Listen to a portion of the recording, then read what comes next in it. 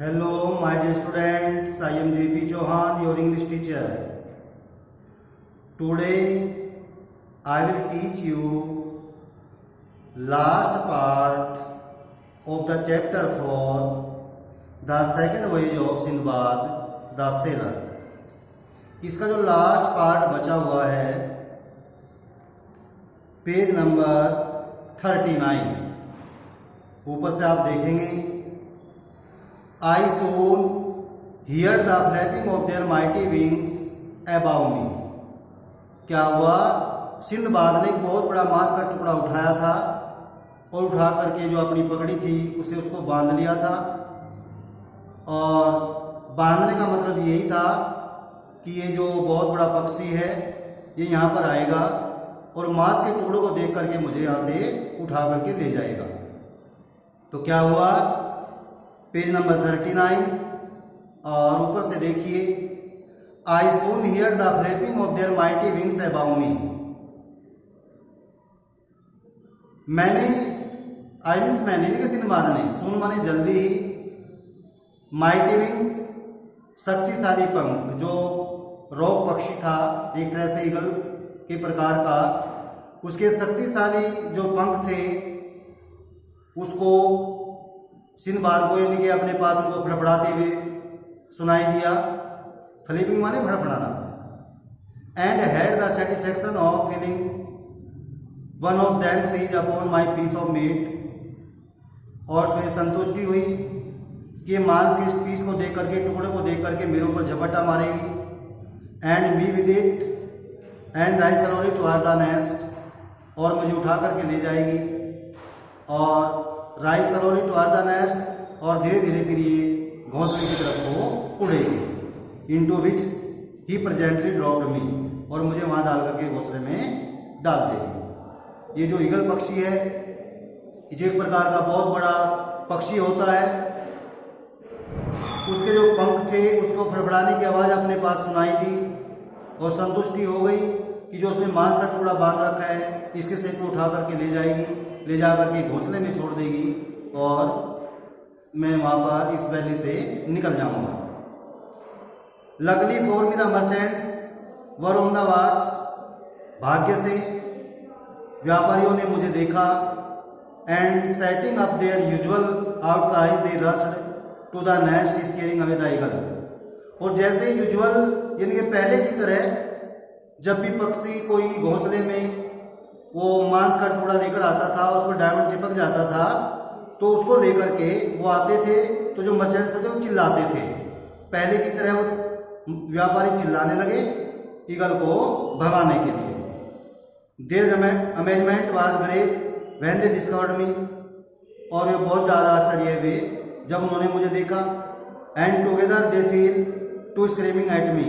और वे सारे के सारे जो व्यापारी थे एक साथ मेरे ऊपर चिल्लाने लगे, you have robed us for usual profit. हमें जो प्रॉफिट होना था उस प्रॉफिट में आपने हमें बाधा पहुंचाई है, यानी कि उस प्रॉफिट को, हमारा जो प्रॉफिट था उसको आपने रोब्ड कर लिया है, लूट लिया है। और मेरे ऊपर वो जोर जोर से चिल्लाने लगे। On the next page, addressing the one who seemed most aggrieved, I said I am sure if you knew all that I have suffered you would show more kindness towards me। और उसको देख करके वो बहुत ज्यादा aggrieved हुए, बहुत ज्यादा हैरान हुए, बहुत ज्यादा दुखी हुए। मैंने कहा यदि आप मेरे बारे में जान लो कि मैं कितने सफर, कितने कष्ट सहन करके यहाँ पर आया हूँ, तो you would show more kindness towards me. फिर आप मेरे ऊपर गुस्सा नहीं करोगे, फिर मेरे ऊपर आप दयालुता दिखाओगे। एंड एज फॉर डायमंड्स, और रही डायमंड की बात, I have enough here for the very best of you and me. आप सबके लिए मेरे पास बहुत सारे डायमंड हैं, एंड ऑल ऑफ कंपनी, और तुम्हारे साथियों के लिए भी। यदि आप मेरे बारे में जान लोगे तो आप मेरे ऊपर गुस्सा नहीं करोगे। इसकी बात नहीं कहा कि मैं कितने कष्ट सहन करके यहाँ आया हूँ, फिर आप मेरे ऊपर दयालुता दिखाओगे। और रही डायमंड की बात, मेरे पास बहुत सारे डायमंड हैं, आप सब इनमें से डायमंड ले सकते हो।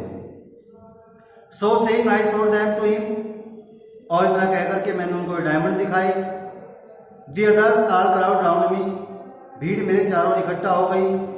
Admiring the device my which I had escaped from the valley, और मेरी प्रशंसा करने लगे कि किस प्रकार से मैं उस डिवाइस के द्वारा, मांस के टुकड़े के द्वारा घाटी से किस प्रकार बचकर आया हूँ।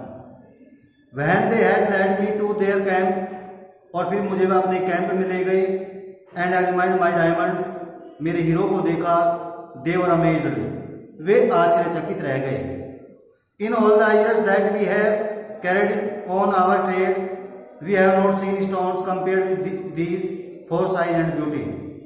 वो जो मर्चेंट्स है वो कहते हैं कि हम भी इतने साल से यहाँ पर आ रहे हैं, व्यापार कर रहे हैं, ट्रेड कर रहे हैं अपना, लेकिन इतने अच्छे और इतने सुंदर जो ये हीरे हैं हमने पहले कभी नहीं देखे। इनका साइज भी बड़ा है, अच्छे हीरे हैं, तो उसको देख करके भी आश्चर्यचकित रह गए। I found that each merchant choose a particular nest, और मुझे ये भी पता चला, सिंदबाद ने कहा कि मुझे ये भी पता चला कि प्रत्येक व्यापारी ने अपना घोंसला चुन रखा है। क्यों? क्योंकि वहां पर बहुत सारे ईगल थे, वहां से वो मांस के टुकड़े उठाते थे, उन पर डायमंड चिपक जाता था, अपने घोंसले में लेकर आते थे।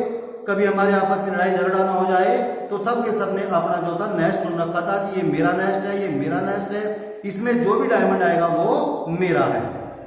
And to give chance of they what he might find in it, और मौका पा करके वो उस घोंसले में से डायमंड को उठा लेते थे। So I beg the one who want the nest to which I had been carried, फिर मैंने प्रार्थना की जिस घोंसले में उस पक्षी ने मुझे छोड़ा था, मैंने जिसका वो घोंसला था उसे प्रार्थना की, take as much as you would of my pleasure, जितना आप चाहते हो मेरे खजाने से आप उतने डायमंड ले सकते हो। But he contented himself with one stone, और लेकिन उसने संतुष्ट होकर के केवल एक ही हीरे को लिया, एक ही डायमंड को लिया, विच वाज लार्जेस्ट, जो बहुत बड़ा था।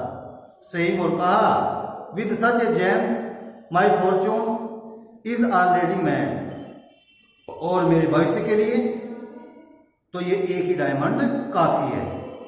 And I need toil to more, मुझे ज्यादा मेहनत करने की जरूरत नहीं है। I stayed with the merchant several days, और मैं उन व्यापारियों के साथ काफी दिनों तक वहां पर रुका। And then as they were journeying homewards, और जैसे वे उस यात्रा करने के बाद अपने घर की तरफ चले, I gladly accompanied them to the sea shore, और मैं भी खुशी के साथ सी शोर तक, समुद्री किनारे तक उनके साथ गया।